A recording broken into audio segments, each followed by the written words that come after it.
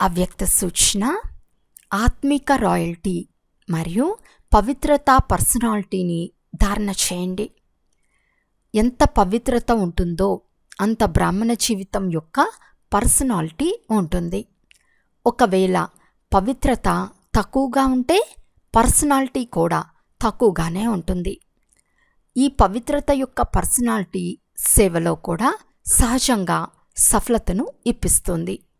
అయితే ఒకవేళ ఒక్క వికారం అంశం మాత్రం ఉన్నా దాని ఇతర సాతీలు కూడా దానితో పాటు తప్పకుండా ఉంటాయి. ఎలాగైతే పవిత్రతతో సుఖశాంతులకు చాలా లోతైన సంబంధం ఉందో అలా అపవిత్రతకు కూడా 5 వికారాలతో లోతైన సంబంధం ఉంది. అందువలన ఏ వికారము అంశం మాత్రం కూడా ఉండరాదు. అప్పుడు పవిత్రత యొక్క పర్సనాలిటీ ద్వారా సేవ చేసేవారు అని అంటారు. అచ్చా, ఓం శాంతి.